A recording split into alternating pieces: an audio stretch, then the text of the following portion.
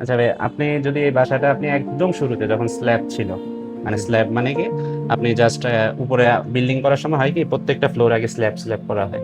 তো ওই স্ল্যাব করার পরে যদি অনেক সময় একজন কনসালটেন্টের কাছে যান ধরেন, তখন হয়েছে তারা আবার একটা ড্রয়িং করে, এটা হইতে পারে আপনার মানে বেডরুম সাইজ গুলা ছোট আছে বা বড় আছে, টয়লেট গুলা ছোট বড়, তখন আপনি আপনার মতো করে কিন্তু সাজাইতে পারেন। তা আপনি আমার কাছে যেই স্টেজে আসছিলেন, ঠিক আছে, তারপরেও আমরা চেষ্টা করছি যে আপনার টয়লেটটা খুব ছোট ছিল। তো আপনার সাথে পরামর্শ করে টয়লেটটা আপনার চেষ্টা করছি যে হ্যাঁ, এখানে আমাদের ওয়ালগুলা ভাঙতে হয়েছে। ওয়াল ভাঙাতে আমাদের কাছে আপনার কিছু কনস্ট্রাকশন কস্ট আসছে।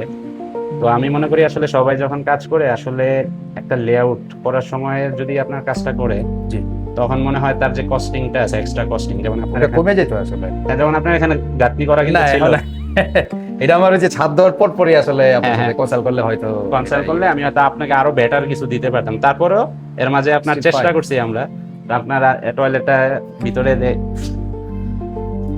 আমাদের টয়লেটে একটা বেসিক আপনার জোনিং মেনটেন করে কাজ করি। জোনিংটা হয়েছে আপনার মানে আপনার ড্রাই জোন, তারপরে সেমি ওয়েট জোন, তারপরে ওয়েট জোন। এখন এই যে ড্রাই জোনটা কোনটা বলি, ধরেন এই বেসিনটাকে আমরা হচ্ছে ড্রাই জোন বলি আর কি। আর এটা হচ্ছে আপনার সেমি ওয়েট জোন, আর এটা হচ্ছে আপনার Wet ওয়েট জোন, যেটাতে আপনি শাওয়ার করা হয়। তো আপনার এই যে টয়লেট জানালা, এত ছোট জানালা ছিল যে আমরা দেখা যাচ্ছে যে আলো, এখন দেখেন আপনার আলো কি পরিমাণ আসতেছে।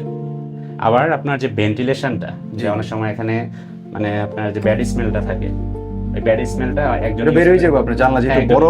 হ্যাঁ বড়, আবার হইছে আমরা আবার এক্সস্ট ফ্যানও ইউজ করবো এখানে।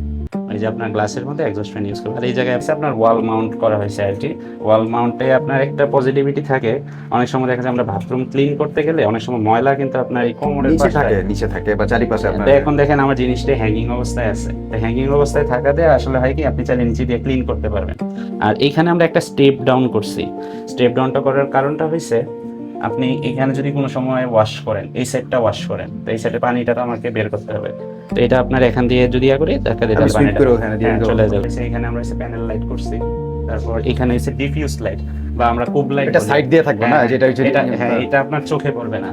এই আলোটা আপনি চাইলে ওই ওই দুইটা লাইট লাগাইয়ে আপনি কিন্তু আপনার কভার হয়ে যায় অনেক কভার হবে। বাট এটা হলো সৌন্দর্যের জন্য আপনি এটা সৌন্দর্যের জন্য দিছি, এটা ফাংশনাল, এটা ফাংশনাল এবং সৌন্দর্য দুইটাই ঠিক আছে। এবং এগুলো কিন্তু আপনার সব ওয়ার্ম কালার দেব, মানে ওয়ার্ম কালারটা কিন্তু খুব সুদিং, আপনার চোখে ওই রকম ভাবে লাগবে না। হোয়াইট সময় ওয়াশিং মেশিন এর লাইন ছিল না, ওয়াশিং মেশিন না এটা আপনি ইয়ে করছেন নাকি, মানে প্ল্যান উইদাউট প্ল্যানের, তো পরে আপনি তো প্ল্যান দিয়ে। হ্যাঁ হ্যাঁ হ্যাঁ, আমরা আবারও এখানে আরেকটা জিনিস করা হয়েছে।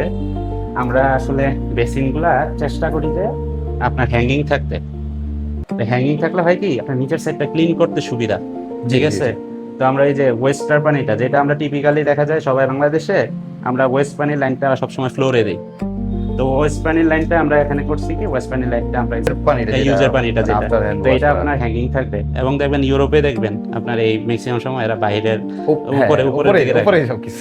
তো আমার চেষ্টা ছিল, আপনি আসলে বাইরে আছেন তো ইউরোপে, তো আমার টার্গেটটা ছিল আপনাকে একটা ইউরোপ ভাইবস দেওয়া। জানি না কতখানি দিতে পারছি। না, I think after finishing everything it will be good. I think অবশ্যই ইনশাআল্লাহ।